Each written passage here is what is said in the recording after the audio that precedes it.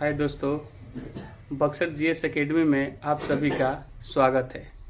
दोस्तों, जैसे हमने बताया था आपको कि बिहार सिविल कोड का जो 25 जो जीएस का क्वेश्चन है वो हम आप लोगों के लिए ला रहे हैं। तो आज लाए हैं।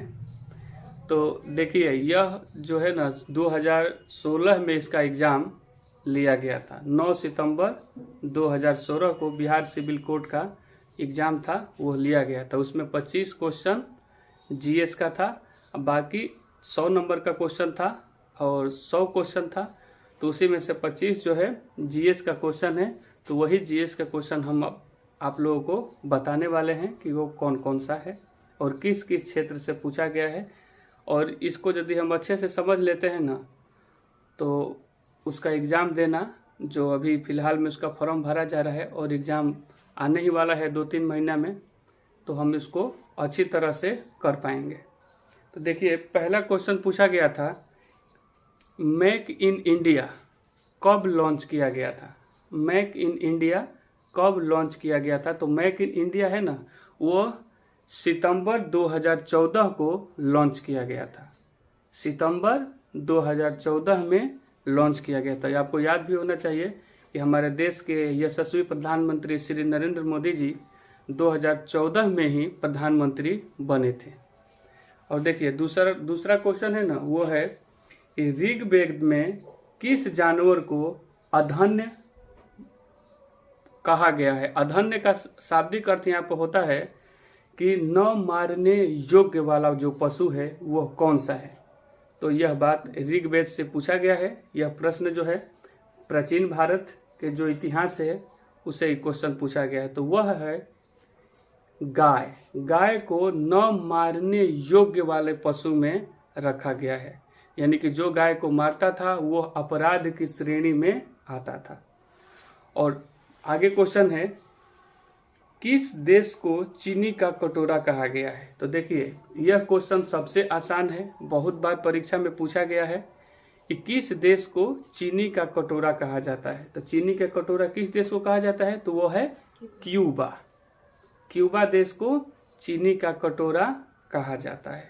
आगे क्वेश्चन है, किल कौन से पक्षी में उड़ने में सहायक है। किल जो है ना, वो पक्षियों के शरीर के मेन भाग, यानी कि जिससे पंख जुड़ा हुआ रहता है उसमें लगा हुआ रहता है। यह पक्षी को उड़ने में सहायता प्रदान करता है। तो वो किल जो है किस पक्षी में लगा रहता है, तो वो डक पक्षी है ना, बत्तख में लगा हुआ रहता है। इसका आंसर होगा बत्तख।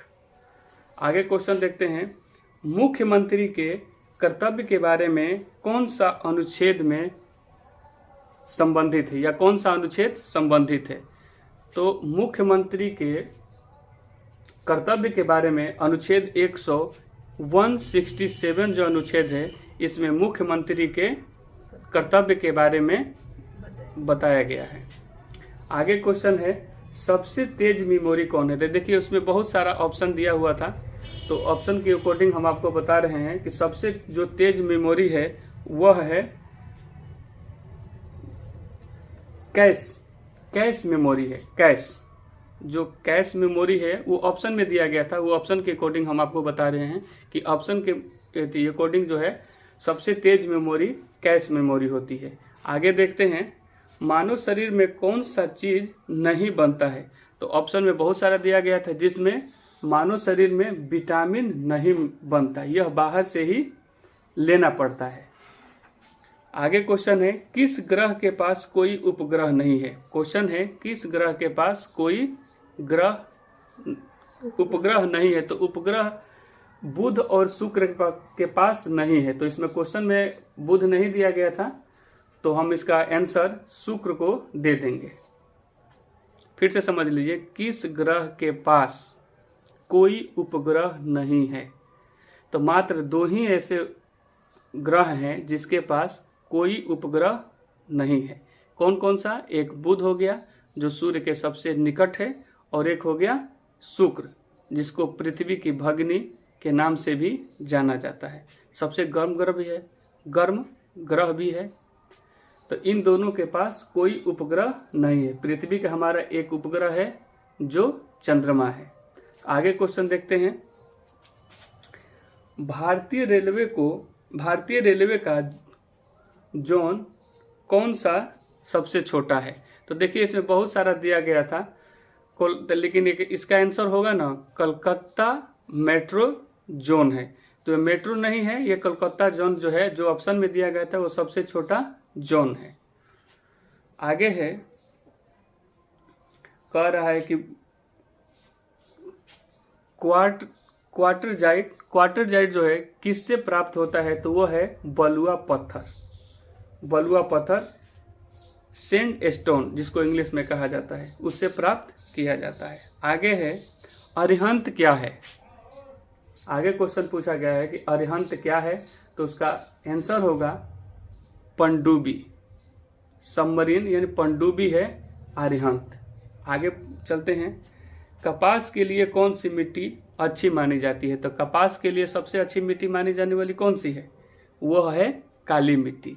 बहुत बार एग्जाम में पूछा गया है, बहुत साधारण सा छोटा सा क्वेश्चन है, लेकिन बहुत बार ये पूछा जाता है। तो इसका आंसर क्या होगा? काली मिट्टी। अब है, पौधों में पाया जाने वाला हार्मोन कौन सा है?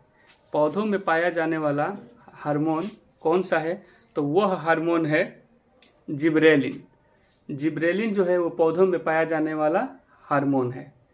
आगे है, इंडिया विंस फ्रीडम के लेखक कौन है? देखिए ये क्वेश्चन हजारों बार पूछ लिया गया, हर प्रतियोगिता परीक्षा में पूछा गया है। इंडिया विंस फ्रीडम के लेखक कौन है? तो अबुल कलाम आजाद। और इन्हीं से एक रिलेटिव बार बार क्वेश्चन जो पूछा जाता है वह है, फ्रंटियर गांधी के नाम से किनको जाना जाता है? तो फ्रंटियर गांधी के नाम से खान अब्दुल गफ्फार खान को जाना जाता है। खान अब्दुल गफ्फार खान को फ्रंटियर गांधी के नाम से जाना जाता है। उसका अर्थ होता है सीमांत गांधी के नाम से किनको जाना जाता है? तो सीमांत गांधी के नाम से खान अब्दुल गफ्फार खान को जाना जाता है। नेक्स्ट देखते हैं क्वेश्चन कौन सा है। किस देश के पास अलिखित संविधान है? देखिए क्वेश्चन है, किस देश के पास अलिखित संविधान है? तो उसमें दिया गया था अमेरिका, इंडिया, पाकिस्तान और यूके। ऑप्शन में 4 ही यही था, तो इसका सही आंसर होगा यूके, यूनाइटेड किंगडम। देखिए सबसे पहला लिखित संविधान अमेरिका के पास, सबसे लिखित और सबसे बड़ा संविधान वो है भारत के पास, और यूनाइटेड जो किंगडम है इसके पास अलिखित संविधान है। नेक्स्ट क्वेश्चन आगे देखते हैं। सरोदवाद में कितने तार होते हैं? जो वाद्य यंत्र से भी क्वेश्चन पूछा गया है। सरोदवाद में कितने तार होते हैं? तो ऑप्शन में दिया गया था 7, 8, 9, 10, ऐसे ही दिया गया था। तो उसमें सही इसका आंसर होगा, उसमें जो तार होता है ना बजाने वाला, वो है, उसमें 7 तार लगे होते हैं सरोद वाद्य यंत्र में। नेक्स्ट क्वेश्चन देखते हैं।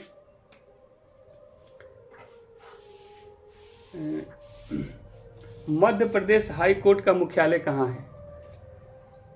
यह क्वेश्चन इसलिए पूछा जाता है, बहुत बार एग्जाम में पूछा भी गया है कि मध्य प्रदेश का जो हाई कोर्ट, सब जानते हैं कि मध्य प्रदेश की राजधानी जो भोपाल है वहाँ पे होगी, इसीलिए सबको कंफ्यूज करने के लिए यह क्वेश्चन दिया जाता है। तो वो मध्य प्रदेश की राजधानी जो भोपाल है तो वहीं पे हाई कोर्ट होगा, लेकिन ऐसा नहीं है। उसका जो हाई कोर्ट का जो मुख्यालय है वह जबलपुर में है, इसीलिए बार बार एग्जाम में यह पूछा जाता है कि विद्यार्थी अधिक से अधिक कंफ्यूज हो। इसका आंसर क्या होगा? जबलपुर। आगे देखते हैं। पूछा गया है कि शुष्क बर्फ के नाम से किसको जाना जाता है? यह भी साधारण सा क्वेश्चन है, बहुत बार एग्जाम में पूछा गया है। तो शुष्क बर्फ के नाम से कार्बन डाइऑक्साइड गैस को जाना जाता है। आगे है, वंदे मातरम के रचयिता कौन है? वंदे मातरम के रचयिता कौन है? बहुत साधारण सा क्वेश्चन है, बहुत बार एग्जाम में पूछ लिया गया है। तो उनके जो लेखक हैं बंकिम चंद्र चटर्जी हैं, जो वंदे मातरम गीत को लिखे थे। थोड़ा सा एक और क्वेश्चन है।